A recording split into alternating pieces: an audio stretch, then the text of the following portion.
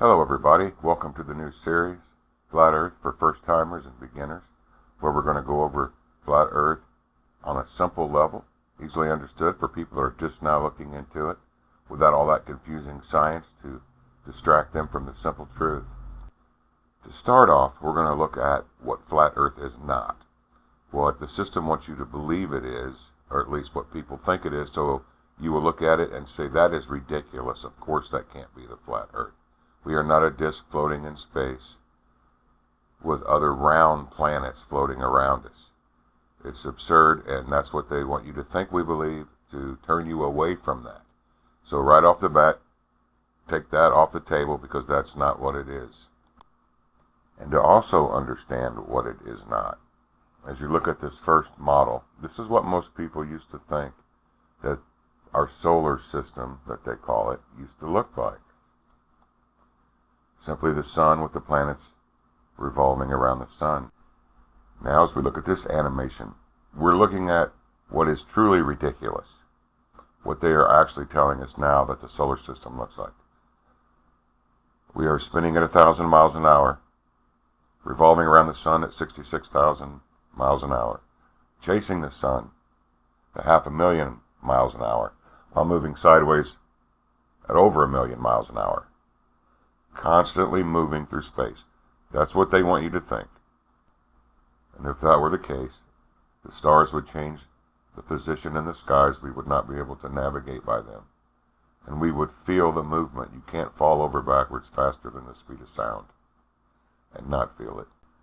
Now let's look at the realistic view of what the flat Earth is. In the center of this map, you see that would be the North Pole.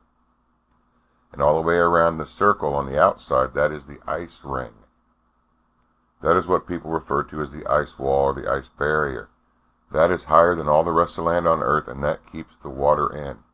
And the continents in the center, those are islands in a giant lake or pond, or however you want to say it. We're contained in a system, and this is what it's like. We do not move, we are stationary. And instead of us revolving around the sun, it circles above our head, going around the Earth pond, lighting up an area at a time while the other area is not lit. One area is lit, and it circles around like this. As you see, the sun works like a spotlight, and it lights up certain areas at a time. And as it circles above, it lightens up a new area and darkens in the area previous. That is how we have day and night on the flat Earth. And now we're going to look at seasons, how one area is hotter than the other, how there's summer in Australia and winter in America. If you look at this first one, you'll see right here the sun. It's in that inner circle. That's the Tropic of Cancer. That's a circle that the sun follows around. And as you notice on that circle, it goes above the United States. Well, when it's above the United States, it's the summer in the United States. And on this second one, you see that outer circle? That's called the Tropic of Capricorn. It migrates between the two tropics. And when it's on the outer one, it goes around, and you'll see that circle goes over the top of Australia. And that would give Australia its summer, as we would have our winter, migrating back and forth. You'll notice in the sky as you look out in the United States at your winter, the sun is farther away. In the summer, it's directly over your head.